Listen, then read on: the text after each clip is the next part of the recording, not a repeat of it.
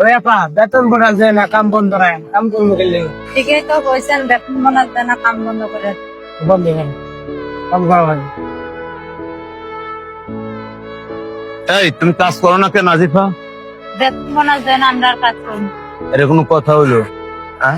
Company হয়তো বেতন দিতে এখন দেরি করতেছে, কিন্তু আজ না দেয় কাল দেবে, দেবে তো এক সময়।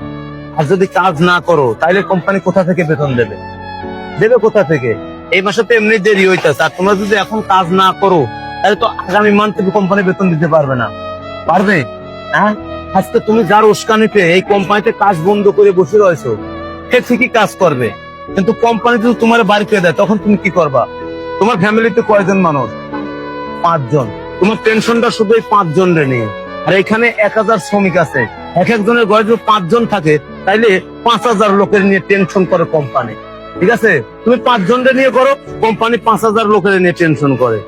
তোমারটা ঠিক আছে, এই মাসে আমাদের বেতন বোনাস দিতে একটু দেরি হইতাছে, তার মানে এই না যে দেবে না।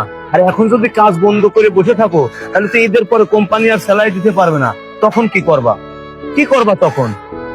আজকে যদি তোর চাকরি না থাকে, এখানে কি এমন কেউ আছে যে তোর 10,000 টাকা দিয়ে হেল্প করবে? 10,000 না, 5,000 টাকা দিয়ে হেল্প করবে, এমন কেউ আছে? না বস। যদি তা না থাকে, তাহলে তোর চাকরি না থাকলে কেউ তোর পাশে এসে দাঁড়াবে না। ঠিক আছে, আমার মনে হয় সবচাইতে বেটার সবাই মিল্লা কাজ করা। আমরা যদি কাজ করি অবশ্যই এক সময় না এক সময় কোম্পানি ঠিকই আমাদের স্যালারি দেবে বা বেতন দেবে। ঠিক আছে, এই তুই যদি কাজ না করিস তাহলে এটা দেশের ক্ষতি, তোর ক্ষতি, কোম্পানির ক্ষতি, সবার ক্ষতি। ঠিক আছে সবার ক্ষতি বস। তুই করতে পারিস আপনি না। আমার দোকান খুলে দিতেন, আমি যতদিন কাজ করবো পারবো। ঠিক আছে, কাজ করো। ধন্যবাদ।